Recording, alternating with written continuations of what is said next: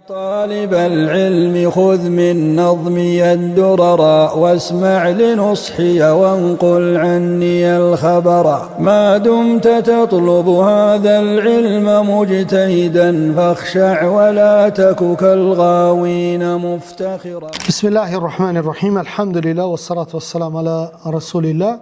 Vllazërit të nderuar, jemi tek libri I Ibn al-Qayyimit, Zadul Ma'ad, mjekësia e pejgamberit Muhammed sallallahu alaihi wasallam. Kemi arritur tek qumshti. Sonte kemi qumshtin e delës. Qumshtin e delës. Qumshti I delës është më I lëngsht, ka thonë Ibn al-Qayyimi. Ai përmban më tepër yndyr në krahasim me qumshta të tjerë. Thotë dhe është më kundërmues se qumshti I dhis apo I lopës. I vjen era më shumë. Edhe është e vërtetë, apo? Na, për shembull, më shumë e pim qumshtin e lopës se qumshtin e delës. Do të thonë na duket më I lezetshëm. Thotë qumshti I delës prodhon këlbas edhe shkakton njolla të bardha në lëkurë.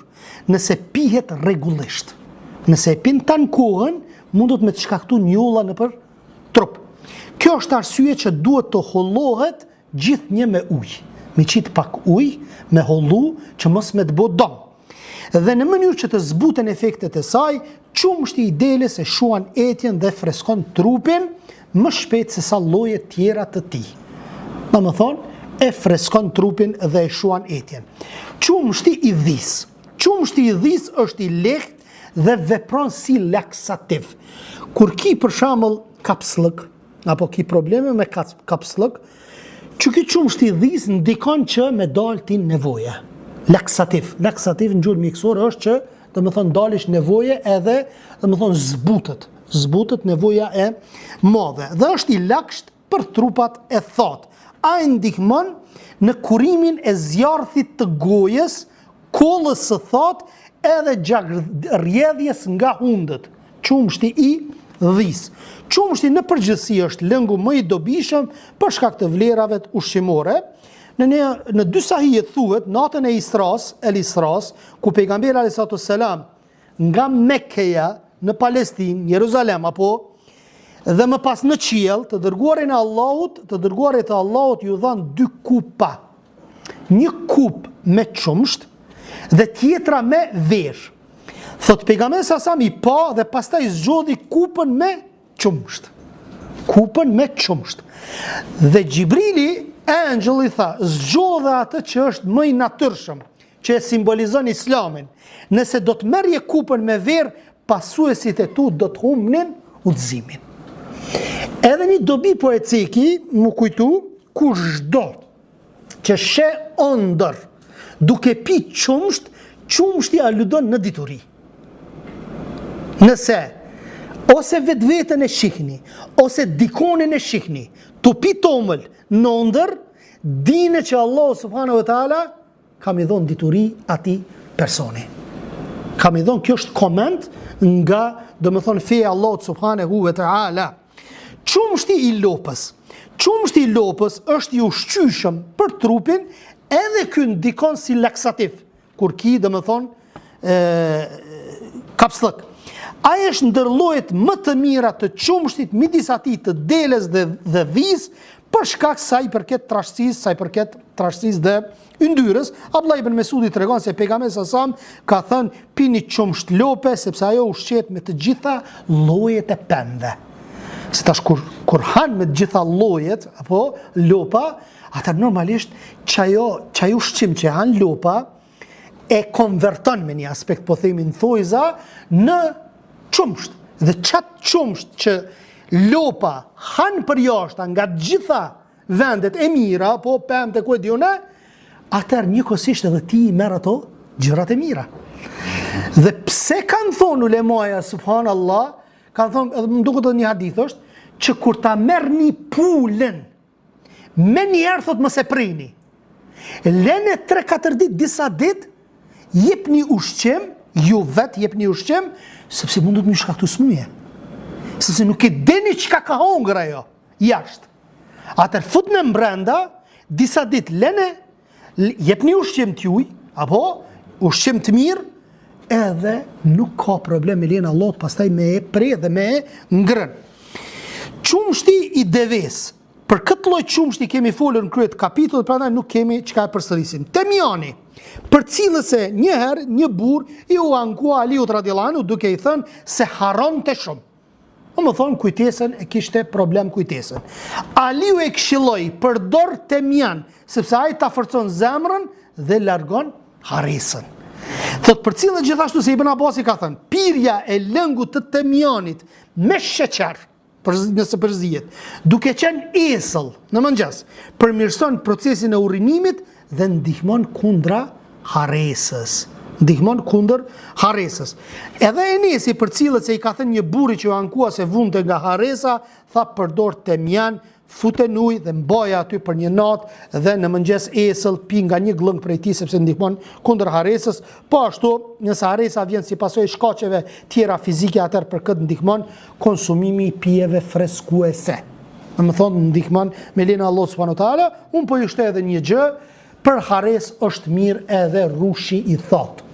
Rush thot me hungër, glukoza është mirë për trunin. Ndonjëherë harresa shkaktohet prej hixhamës që bëhet prapa kokës. Shumica i ke po, për shembull an kokë në kokë, o vllazni mos e bëni në kokë, se kokë është mirë, po është edhe keq. Sepse mundet me pas ndikim tek harresa. Ç'a bën mëse? Bën e vëlla çtu që afër të qafa, që tu ta tërheqë edhe prej kokës. Ç'a po bën krye vëlla? Rase specifike ekstreme kur ka nevojë njëri e bën. Pastaj thot çka ai vepron thot ose prej ngrënies së tepër të mollave të tharta. Edhe depresioni, pikëllimi, qëndrimi në ujë të ndenjuj për një kohë të gjatë dhe urinimi në të mund të jenë faktor të harresës. Vllazni, një prej shkaqeve të harresës një edhe shkaqeve të vezveseve 2 është nëse rini në banjo tek kada, a mushët kada me ujë, edhe e boni nevojën aty. Jo mu rjedh nevoja, po me nejt aty nevoja. Kjo është një prej shkaqeve të depresionit, të anktheve, harresës edhe vezveseve. Vezveseve, këto janë shkaqe se ndikon shejtani alayhi lane. Po ashtu, temjani është tepër i dobishëm me efekte anësore të papërfillshme, ai ndalon hemorragjin, gjakderdhjen e jashtme, dhembjet e barkut, diarren, barkëqitjen, lehtëson tretjen, liron nga gazrat, kuron pezmatimet e syrit, ndihmon trupin të krijojë mish në shumë lloje të ulqerave, thatit në lukt, forcon stomakun e kështu me radhë. Tymi i temjanit nga ana tjetër shërben për kurimin e disa smundjeve dhe ajrin e bën të ndihet më i freskët. Nëse e merr edhe me e tërheq me hunda, po. Bukur, tash e kemi ujin, elma. Uji është burimi i jetës. Pija më e mirë që ekziston edhe një nga bazat e ekzistencës dhe është nga bazat më të rëndësishme të jetës. Pa ujë s'ka. Pa ushqim mundesh me nejt bova ki 2 muj. Mundesh me nejt 3 muj ndoshta. Nëse ki ujë. E vallai pa ujë është problem. Nuk e di sa kanë konstatu 7 ditë apo nuk e di sa është, e nëse nuk pin ujë, ec. Më thonë ec njeriu. Po flasim ujë në çdo aspekt, sepse ti mundesh me hungur ushqim, nuk pin ujë, çaj ujë është prej ushqimit del. Nëse ti e han një pjeshk, kilon gjaty. Nëse han një pemë, kilon gjaty. Prap ki ujë. Po flasim hiç mos me pas ujë. Më thonë për disa ditë veç njeriu vdes. Po ashtu ka mendime të ndryshme lidhe me çështjen, a është uji baza e ushqimit të trupit apo e thjesht ndihmon shpërlarjen dhe tretjen e ushqimit? Uji është substancë e lagshtë dhe e ftoftë që largon nxehtësinë. Na e kemi trajtuar në këtë libër që Muhamedi alayhi salatu wassalam kur ka hungur ushqim, çdo herë ka marrë 2 gjëra të kundërta vllazni. Për shembull, të ftoftë, nëse ka qenë ushqimi i ftoftë, ka marrë edhe nxehtin që me pas një lloj balance në trupin tënd. Më thonë me pas një lloj balance në trupit tonë. Pastaj thot, janë 10 kritere dhe tregues të cilësisë së lartë të ujit të pishëm. E para thot, uji duhet të jetë pa ngjyrë. Është zaten që ky ujë që e pim është pa ngjyrë, apo. Së dyti nuk duhet të ketë asnjë lloj ere. Thot së treti duhet jetë i ëmbël dhe i freskët ashtu si uji i Nilit dhe Eufratit. Së katërti duhet jetë i lehtë, Së pesti, vendburimi duhet jetë i pastër dhe jo i ndenjur, më thonë që lëviz, jo me nejtë me një vend, se si të rrinë, fillojnë mikrobat mu paraqit. Së shtati ujit, së gjashti ujit është më i pastër kur burimi i saj është më i thellë, së shtati ujit duhet të arroh era dhe dielli. Thot, dhe jo të jetë i fshehur nën tokë. Së teti, burimi nuk duhet të jetë i ndenjur, por i rrjedhshëm. Së nënti, ujit duhet të rrjedh me bollëk në sasi të mëdha. Se kur është sasi e vogël është më problematike, sepse kështu largon edhe papastërtit që mund të bartë. Së djeti, rrjedha e burimit duhet të jetë në drejtim veri jug ose perëndim lindje. Domethënë lindje perëndim ose veri jug duhet të jetë, domethënë ai drejtimi i lumit apo drejtimi i ujit që buron me një vend të caktuar. Nëse i kërkon të gjitha këto cilësi, pikërisht te ujrat e 4 lumeneve është Nili, Eufrati, Sajhuni, Gjajhuni. Sajhuni është quhet Sirdarja, kalon nëpër Azinë qendrore dhe derdhet në detin Aral, që është diku 2700 kilometra i gjatë. 2 kilometra, domethënë 2704 kilometra i gjatë, ndërsa Gjajhun është lumi që sot quhet Amudarja. Ai është lumi më i gjatë që kalon në Azinë qendrore. Ky ka 2495, diku 2500 kilometra i gjatë. Ky lum. Më paramendon 2000 si këtu më shkuë në Suedi, apo gati ose edhe më shumë. Çaq lum i gjatë. Po ashtu, nëse në dy sahijat është rrëfimi e Buhurerës, që përsjell pejgamberi sa ka thënë, Sajhuni, Gjajhuni, Nili dhe Eufrati janë ndër lumenjet e xhenetit. E dini, Nili dhe Eufrati janë lumi i xhenetit, ndërsa lehtësia e ujit përcaktohet në 3 mënyra. Së pari, thot duhet të përçoj shpejt të ftohtin dhe të nxehtin. Hipokrati ka thënë uji që ftofet ose nxehet shpejt është uji më i lehtë. Domethënë edhe ujinat kanë dallime. A keni vret për shembull herë kur shkoni me do burime, shembull është pak më i rond, te disa burime është më i lehtë, vetë e vren njeriu. Më thonë ka dallim mes ujinave, mos të mendojmë që uji është i njëjtë. Jo, ka dallime edhe tek llojet e ujrave. Së dyti, duke e peshuar atë, mjedisi ku gjendet dhe rrjedh uji ka një ndikim të thellë. Për shembull, burimet që ndodhin në veri janë në përgjithësi më të ftohtë dhe më të trash për shkak të erërave veriore. Megjithatë uji nuk këshillohet të pihet më njëherë pas zgjimit, ky po thotë. Të na thënë me pi, apo ky po thot para 7-8 shekujve, apo kështu ka menduar shkencëtarët e asaj kohe, që nuk lejohet me pi më njëherë pas zgjimit. Disa kanë thonë jo, duhet me pi. Pse? Sepse zakonisht infarkti bëhet në sabah. Edhe koagulohet gjaku në sabah. Atëherë ti kur ta pin ujin e shpërndan atë koagulim, nuk e lejon më koagulu. Koagulimi, vllazni, kushdo që nuk e din, është kur ta prejnë lopën, kur del prej jashtë atë gjaku, çka bëhet? Ngjizet, apo ç'kjo është koagulim. E infarkti çysh bëhet? Bëhet nëpërmjet koagulimit. Ç'kjo koagulimi? Kur bëhet ngjizja me një vend apo koagulimi, domethënë piksja, bravo, kur bëhet piksja e gjakut nëpër enë të ndryshme, nëpër damar të ndryshëm të zemrës, atër është normale që vjen deri te infarkti. Për shembull, vllazni, ta zom, çto është zemra, çto është damari i zemrës dhe këtu janë damarët e vegjël. Nëse e kop çtu për shembull në piksja e gjakut, me njerë që kjo pjesë nxihet. A kuptove? Dhe nëse me njerë nuk reagohet, e kada ka dale, nxihet e tëra dhe ty ta ndalon pastaj gjakun me shku në zemër, apo? Se zemra e kërkon gjakun. Miokardi, ai muskuli i zemrës e kërkon gjakun. Për shembull, çish është zemra, përmi zemër janë damarët aty që e ushqejnë çat muskull. Çdo organ te ne ushqehet prej gjakut. E tash paramendon nëpër çato venat e vogla. E çish bëhen ato damarët e vogla, ato arteriet e vogla, çish vjen deri te piksia e gjakut? Trashësia. 1, yndyra, 2, sheqeri, 3, tensioni, 4, streset, 5, alkoholi, 6, duhani, 7. Krejt këto i nimojnë që ty në venëve të gjakut i nimon në foza, apo? Për me arrit dete infarkti. Paramendon ti për shembull kur e ki yndyrën në gjak ti. Ç'a bën? Paramendon ti veç paramendon e vllazni. Për shembull, nëse e hani sugjukun, e merrni sugjukun edhe e vendosni aty, nëse është në pjatë aty, edhe qitni një ujë, dhe qitni ujin e ftoftë. Ç'a bëhet? Margarinë bëhet. A keni vret? E çka bëhet në organizëm? Ç'a bëhet në organizëm? Nëse nuk ka aktivitet fizik.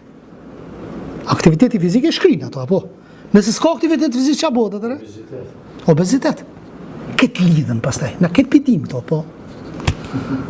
Po bim prej e këtyra gjëra, nuk po i kundërshtojmë me veprime pastaj, apo. Uji ftoft është më i mirë se i ngrohti për organizmin. Pasi ai pastron gjakun dhe kokën.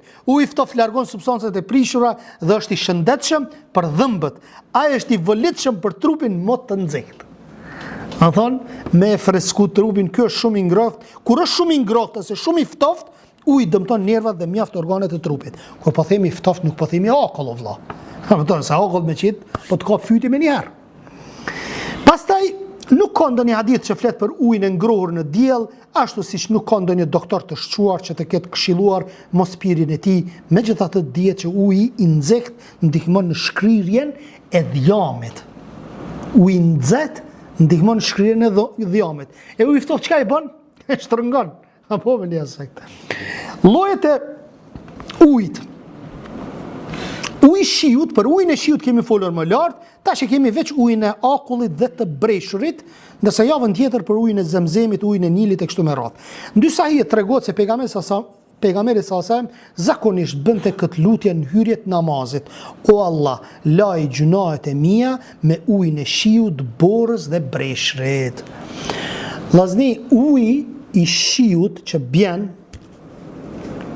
nuk i ka këto minerale që i ka që ky uji në tokë që është. Dhe për atë arsye, na e dim që uji është përqusi i elektricitetit, apo? Për shembull, nëse e shtin ti rrymën apo në ujë, dza rryma, apo? Bukur, mirë, po uji i shiut nuk ka minerale dhe nuk është përquës. Sepse uji si uji nuk ka përquës, po minerale që në ujë janë përquës. Që ky ujë që po bjerë prej naltit nuk ka minerale, është i pastër kështu. Edhe mu fut rryma aty po themi, nuk e përçon rrymën. Mirë, po kur të bjerë poshtë qaj ujë, çka bën në tokë, i merr mineralet, substancat, gjitha gjëra që janë në tokë. Dhe pastaj ti e pin. E ki minerale, ki natrium, plot minerale që janë tek uji, apo hidrogen, magneze, këti ki, apo këpëtan. Ndërsa prej nartit ku zbret, Sheikh Uthejmini, a i këni pa një video, më thonë, del edhe tu ra shi e hek, më thonë, atë pjesën e sipërme të kokës, edhe, dhe më thonë, se në hadith pejgamberit alayhi salam, ka arë që pejgamberi salam e ka hek, dhe më thonë, pjesën e mbulimit kokës, edhe thot ka zbrit tani nga Allah atër du me malak trupin tim apo kokën tim me shiu. Që është mirë në erë kur të pikon shiu me dalë dhe me të piku në kokë. Sepse sa po ka zbritur nga Allah subhanahu wa ta'ala. Bora krijohet si pasojë grumbullimit bashkë të avujve të ajrit. Ne kemi thënë edhe më lartë që urtësia lutjes për larjen e gjunaheve me borë qëndron në faktin se zemra ka nevoj për ftohtësi. Se gjunohi është i nxehtë me një aspekt. Zjarri është i nxehtë. Atër ka nevoj zemra për ftohtësi. Dhe për atë arsye Muhamedi a.s. e ka bërë atë dua. Dhe fortësinë e borës, siç e kemi shtjelluar më herët, smundjet e zemrës mund të trajtohen e kurohen me të kundërtit e gjendjeve të tyre. Uji i breshrit është më i ëmbël se uji i borës. Uji i breshrit është më i ëmbël se uji i borës. Duhet të themi se cilësia ujit të akullit varet nga burimi i tij, ashtu si cilësia e borës ndikohet nga vendi dhe malet ku bie. Uji i akullit nuk këshillohet të pihet pasi njeriu ka bërë banje, marrëdhënie seksuale apo veprimtari sportive. S'lejohet uji të akullit, se të ka fyti për njerë, Allah. Pa më nëti për shembull në çato momente je krejt, domethënë i djersitun edhe me pi ujin e akullit. Pije një mas që është, apo. Pasi ka ngrënë ushqim të nxehtë ose kur ka koll, dhembje në gjoks, mëlçi të dova apo temperament të ftoft, Thot uji burimeve mbi toksore nuk është shumë i mirë, ndërsa i puseve të thella është më i rëndë. Arsyeja është që i pari pus mbi toksor vështirë se mund të shpëtojë ndotjes. Normalisht, kur është mbi toksor, ndotja është më e madhe. Ai që është nën toksor është pak më i pastër. Nëpër bunare, në tokë domethënë që ka mbrojtje. Ndërsa i dyti nuk është i shfaqur në ajër të hapur, kësaj uji i puseve të thella nuk duhet të pihet pa u lënë i ekspozuar në ajër për të paktën një natë. Dhe thot uji më i keq i puseve dhe i rrjedhave nën toksore është ai që kalon nëpër shtresa shkëmbore me përmbajtje të lartë plumbi. A keni pa nëpër shkëmbe që shkon uji, ai është uji më i mirë, se pastrohet. Pastrohet dhe del pastaj tjepin, thot me përmbajtje të lartë plumbi, thot, ose ai puseve të pashfrytzuara, sidomos kur toka që e nxjerr nuk është cilësisht e pastër, deri në takimin e radhës me ujin e Zemzemit, ujin e Nilit, uji i detit, myshku, rigoni, kripa e kështu me radhë. Subhanak Allahumma wa bihamdik, ashhadu an la ilaha illa ant, astaghfiruka wa atubu ilayk. Allahu ju shpërblet.